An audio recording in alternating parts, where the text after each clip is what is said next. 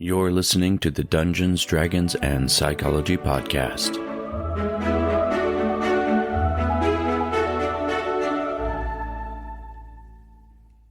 Welcome back, Cyclothids. Today, we're going to be putting on our weighted vest and grabbing our metaphorical swords because we're going to be talking about leveling up as fighters. We are talking about building real-world strength, endurance, and resilience. I'm Robert Walker, author of Session Zero, the DMG to writing great campaigns in any system, and this is my show where I teach collaborative storytellers how to have more immersive campaigns using psychology. So what does it mean to be a fighter in real life? Think of it as developing raw strength and incredible constitution. Those are your primary and secondary abilities of this class. And this isn't just about lifting heavy objects. These things translate to power and resilience and the ability to push through challenges, both physically and in everyday life. So let's jump into the nitty-gritty of building your fighter. But first, I want to give you a little bit of a hack. Now, in order to level up, we're going to assume that we're going to be starting at level 1. Well, what does that mean? What I would like you to do is I would like you to use a simple hack called the Power of 3, or the 3-book rule, which was popularized by Tim Ferriss. And the premise of this is that by choosing 3 books on a specific topic, you can equip yourself with enough foundational knowledge to make you a quote-unquote expert compared to the average person. Now, the term expert here is obviously a bit of a stretch, but the principle holds value, and it can be very helpful in this process that we're going to be undertaking, and here's why. First of all, it can help you break down the walls of intimidation. Skills and unfamiliar subjects can feel overwhelming, and that's what we're tackling here. But by applying the 3-book rule, it can provide you an entry point. If you choose 3 specific books that are going to focus on ways to increase the ability scores that you want to work on, then you're going to be very set with foundational knowledge in how to go about that. It'll give you perspectives and approaches, actionable steps to get you started, and it's like part of your character creation process. This is what does level 1 look like? It's basically the foundation of knowledge is what level 1 is. Here is your entry into the class. So for a fighter, which is what we're going to be focusing on today, so let me give you just a few ideas of books that might give you some foundational information and knowledge and a starting point that are going to focus on strength and constitution. First, you have Starting Strength by Mark Ripto and Lonnie Starr. It's a practical guide to learning barbell exercises that are essential for building strength. You also have Bigger, Leaner, Stronger by Michael Matthews. It's a great resource for anyone who wants to build muscle and lose fat, and it has simple and effective training programs involved in it. Now, for stamina, look at Daniel's Running Formula by Jack Daniels. It offers a training plan for improving your VO2 max, which is the measure of your maximal oxygen uptake, to improve stamina and running time. Another one that I would strongly suggest is for nutrition, Nancy Clark's Sports Nutrition Guidebook. Or you also have The Endurance Diet, Discover the 5 Core Habits of the World's Greatest Athletes to Look, Feel, and Perform Better by Matt Fitzgerald. All of these would be great options for you to get a foundational knowledge of what it means to level up as a fighter, because these are going to teach you skills that you can use to increase your ability scores and give you ideas on what goals you can specifically set for your SMART goals to do this. Now, I'll be doing this for every class that we are going to be working on leveling up in, giving you an idea of a number of books that would be useful to you to set that foundational knowledge. So that's the first step in your process. Find a little bit of foundational knowledge. You can even do it through a Google search if you want to. But this 3-book rule principle is really effective. And I can honestly tell you this is something that I have done in my personal life.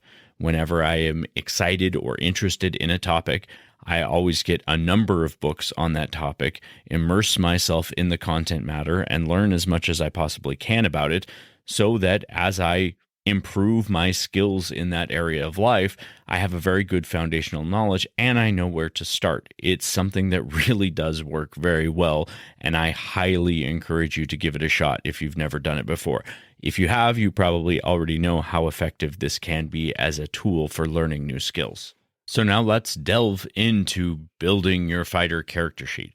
So first up, remember, you've got your abilities set. You should have downloaded your character sheet from the link in this episode or previous episodes and have come up with a character name. And now we're going to go into some specifics. Let me help you develop some skill ideas, some goal ideas of how to go about this process of leveling up as a fighter. Your primary ability is strength. This translates into real life skills like compound lifts, exercises that work multiple muscle groups at once. So think of squats, deadlifts, bench presses, rows. Focusing on things like these will build overall strength for your body, just like a fighter training for battle.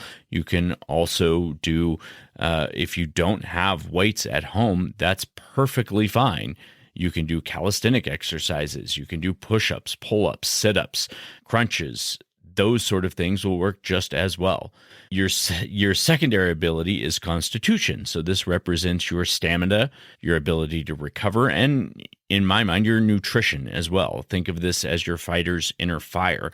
In real life, you can boost your constitution through cardiovascular exercises like running or swimming or biking, and by incorporating core strengthening exercises like planks and crunches. A strong core is great for weightlifting, but it also helps you a great deal in your stamina, being able to move the exterior parts of your body, all of your limbs together, comes from your core.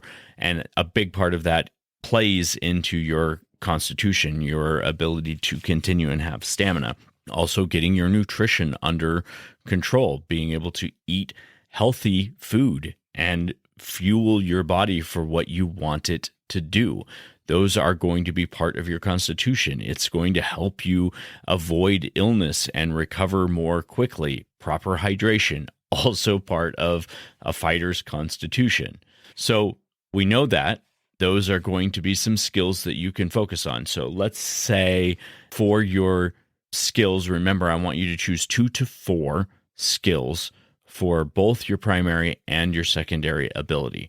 So for example, if you want to take strength and you want to say, hey, I want to do the deadlift is going to be one of my primary skills. And let's say the pull-up is going to be a second of my skills, and maybe a bench press. Those are the 3 you've chosen. And then for constitution, the 3 you've chosen are endurance for running a 5K. So the skill there would be running, and the other skill you're working on is diet and nutrition.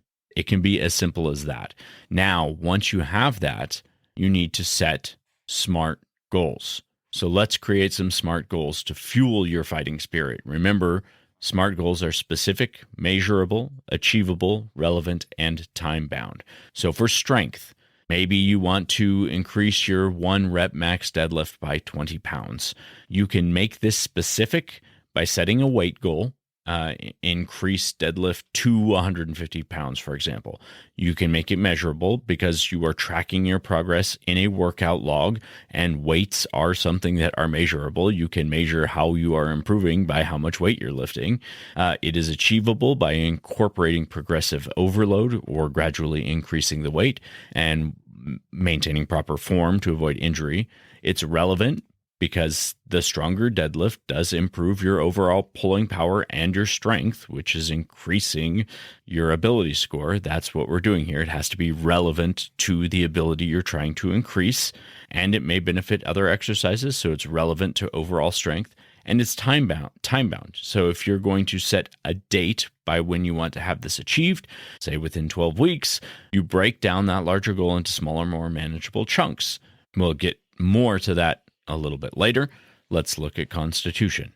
For your fighter's constitution, a SMART goal could be running that 5K race in 6 months. It's specific because it has a distance and a time frame. It's measurable because you can track your running time, you can track your running distance on a fitness app. It is achievable with proper training plans and gradually increasing your distance. You can definitely get to a 5K race within 6 months. It is relevant because running and increasing the distance which you can run will increase your constitution score. It affects your ability that you're trying to affect, and it is time bound. You're setting a race date as your target, so then you can set benchmark goals of increasing your running distance. Okay, so you've chosen your fighter class. You've got the skills you want to focus on. You've set some awesome SMART goals to boost your strength and constitution. Now, how do you translate those goals into daily action? This is where your character sheet has the habit tracker. Your daily habit tracking is your secret weapon to staving off or slaying procrastination and keeping yourself on track as a real life fighter. So when you're tracking SMART goals, let's say you have that SMART goal of increasing your 1 rep max by 20 pounds within 12 weeks. Here's how you can track your progress and celebrate those sweet benchmarks. So track your workout schedule. Did you hit the gym today for your strength training session? A simple check mark is all you need on that habit tracker. You list one of those lines as go to the gym or lift some weights or however you want to list it, and just check that you did it that day. Track your data. Record the exercises that you performed, squats, deadlifts, push-ups, jumping jacks, whatever it is, whatever exercises you performed. Track what you did, how long you did it for, what weight you lifted, how many sets you did, the number of sets you completed, how many reps were in a set. All that data is your treasure trove. Analyzing it over time will help you see your progress and adjust your plans as you need. And then, of course, you have the benchmark tracking.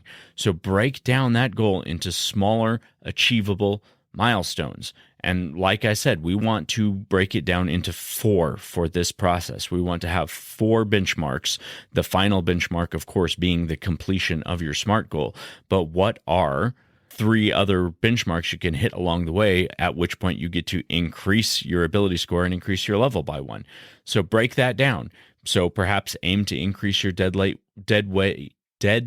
weight by 5 pounds every 2 weeks. And each time you increase it by 5 pounds, so the 4th benchmark would be your 20-pound goal.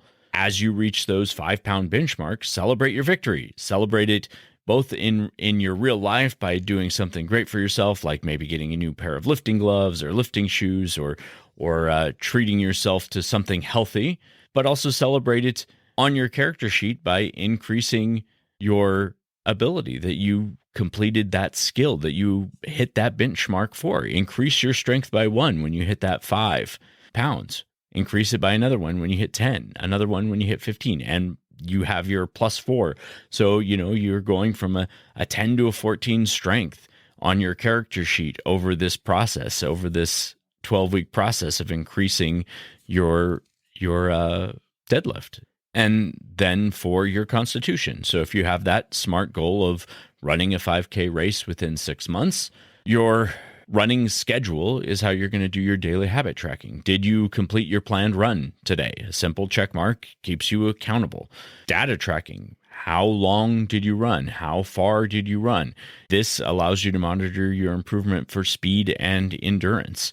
Benchmark tracking. This is where you're breaking it down. So if you're going to be doing a 5K within 6 months, maybe you just break it down simply by, okay, when can I run 2K, 3K, 4K, and 5K? You're increasing the distance as you get stronger and making those benchmarks, meaning you're building the stamina and you get to increase your constitution score. Now, for both of these, remember, consistency is key. Small daily actions add up to big results over time. And you have to remember there will be setbacks. Don't just get discouraged by them. View them as opportunities to learn and adjust your training. You want to celebrate your small victories, increase your stats, and keep leveling up. That's the whole point of this. You're improving yourself the same way that you are gaining experience for a character in a game.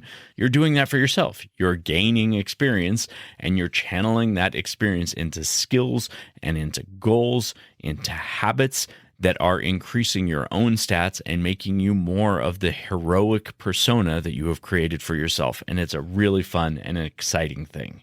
So before we go, I do just want to give you a few more ideas, just if you've chosen fighter, a few more real life applications for building your physical might. Now, remember, strength training is the cornerstone of building real life strength. So you're focusing on these compound exercises, working multiple muscle groups, and you're developing a personalized workout routine that fits your goals and abilities.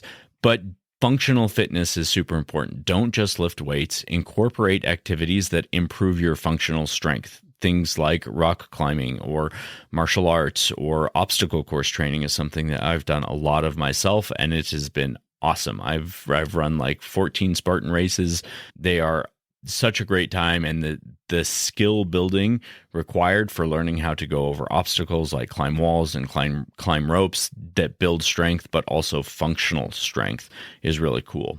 Remember, very important with the fighter's strength and constitution increases, you need to have proper nutrition. You have to fuel your body for optimal performance. So you want to prioritize protein-rich foods, complex carbohydrates, and healthy fats to support muscle growth and recovery. Rest is also an important part of being a fighter. You need to give your body the time it needs to rebuild and repair muscle tissue. You need 7 to 9 hours of quality sleep per night. This is something I personally struggle with, but I have noticed when I am focusing on getting the right amount of sleep, things at the gym happen so much easier. My stamina is better. My strength gains come so much faster when I do that little bit of extra focus on making sure I get enough sleep. For your con, yeah, cardiovascular exercise, obviously, anything that increases your lung capacity is going to be great. But other things you can look at are stress management. Chronic stress can weaken your resilience. And so developing healthy coping mechanisms like meditation or yoga, or even just walking in nature can also be ways to improve your constitution because they can improve your overall bodily function by reducing stress. Again, adequate hydration, healthy sleep habits, and then you need to think of the mindset of a fighter, right? So a big part of a fighter is discipline. They are masters of mental discipline, setting clear goals, creating and sticking to a workout routine, even when motivation wanes. That's part of being a fighter, is having the discipline to follow through with the things even when they're tough. You need to have perseverance. I mean, the path to physical improvement is filled with challenges. I can tell you from personal experience, there are setbacks, there are obstacles. You should learn to develop a never give up attitude even when things are tough. And hopefully along this way, you will build some self-confidence. You're going to believe in your ability to achieve your goals. And as you achieve benchmarks along the way and you track your progress, you're going to see the change, not just visually, but you can see it tracked. And that's really important when you can't see the changes in the mirror. It's important that you can see the changes somewhere where it is obvious, like on a piece of paper where you've tracked your goals and said, oh, okay, look, yes, I may not see that I lost 5 pounds this week or whatever. Obviously, that's too much to lose in a week. 1 to 2 is something you can reasonably hope for. But, maybe I didn't see that I lost any weight on the scale, but I did see that my lifts got better. I did see that I ran further, and I know that because I tracked it. And so I know that changes are happening inside my body, even if my eyes can't see them yet, right? Now, there are going to be a few challenges. I already mentioned that. Let's talk about just a couple of them. Time constraints, obviously. Developing strength and resilience takes time. It takes commitment. So breaking your goals down into smaller, manageable steps are benchmarks. That will help, as well as having a scheduling app. Schedule dedicated time to work out on your calendar. Lack of motivation. Motivation fluctuates. So having a workout buddy or a tracking app or listening to motivational podcasts to stay engaged can really help. I know one of the big things I did when I first started turning my life and my body around, when my daughter was born about 12 years ago, I was significantly overweight and I wanted to change that. I wanted to be around for the long run for her. And one of the things that I did to help with my motivation was when I was feeling unmotivated, I would literally Google motivating fitness pictures, and I would save a folder of pictures with motivating phrases on them. I would get on YouTube and I would watch motivational videos about working out or Spartan races or all these other things. So it just programmed my mind to think more motivated, to repeat sort of those cliche sayings in my head over and over again until I sort of found the motivation again to keep moving. And remember, you're going to have plateaus. They can slow you down. You can stop. Challenge yourself when that happens to find new exercises, different intensity, or just switch up your routine to try and get things moving again. And remember, listen to your body. You need to prepare yourself to prevent injury. Prioritize proper form. Learn proper form. Look on YouTube. See a personal trainer if you need to. Somebody that can help you find ways to minimize the risk of injuring yourself. You're going to be a lot more successful if you can keep your body healthy. And then just remember, only do what you can do. This is a personalized process. This is not something that you need to be comparing yourself to. Even if you have friends in your party who are going to be adventuring with you along this process of leveling up, it's still personal. The leveling up process is still something that should be personal to you, improving yourself day by day, not improving compared to them. Just improve compared to the person you were yesterday, and you're going to do just fine. So one thing I would suggest, and I'm going to suggest this for every class that we focus on, is to develop a 3-month plan. Set your goals and your skills for 3 months, because that is something that you can, it's not too far down the road, but you can have some serious successes during that time. So an example 3-month fighter leveling up plan. Month 1 is going to be building your foundation. That first month is going to focus on establishing consistent exercise habits, prioritizing healthy sleep and nutrition. You're going to do some strength training. You're going to learn proper form for compound exercises, and you're going to incorporate some cardio. So those are kind of month 1. You're just going to be learning how to do things properly and learning how to stick to a schedule. Month 2, you're going to be leveling up your routine. You're going to be increasing your training intensity, introducing new lifts, refining your nutrition so that you're getting your proper macros.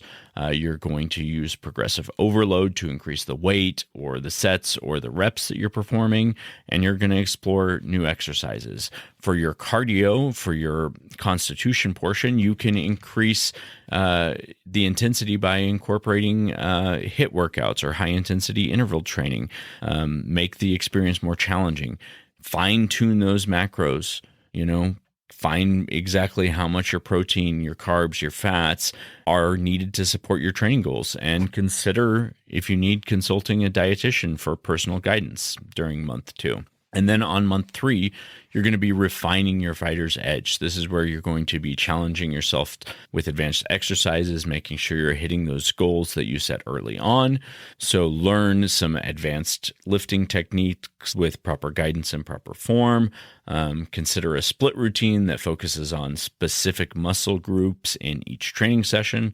And then in your cardio at this point, you can start doing different cardio activities like plyometrics or a jumping rope or speed drills, things that are engaging but also push you a little bit further. And during the 3rd month, I would say you need to focus on some mental toughness. Develop a meditation routine or visualization or some sort of yoga or flexibility.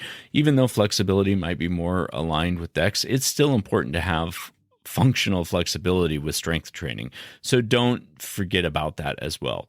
And then remember, this whole time you're going to want to warm up and cool down. That's just an important thing for the physical aspects. Before each workout, get a dynamic warm up, prepare your body for exercise, and after work, do some static stretching to improve that functional flexibility and reduce the muscle soreness that you might experience. That is all for today, my fighting friends. I hope that you have enjoyed the start of this process. If you are going to be leveling up as fighter, then I welcome you to the challenges. I'm interested in hearing about your goals that you're setting for yourself, the things that you might want to focus on as skills to improve, and how the process goes for you. You can always find me on Instagram at Dungeons Dragons Psychology. You can find links to my Linktree. You can always email me at dungeonsdragonpsychology@gmail.com. And I would be happy to talk with you and speak with you. If you have any questions or if you want any more suggestions, please feel free to reach out. I am hoping for you that you have the ability to make some great improvements as a fighter, as whatever class you want to be. But for today, that's a fighter. So until next time, my friends, we'll see you next session.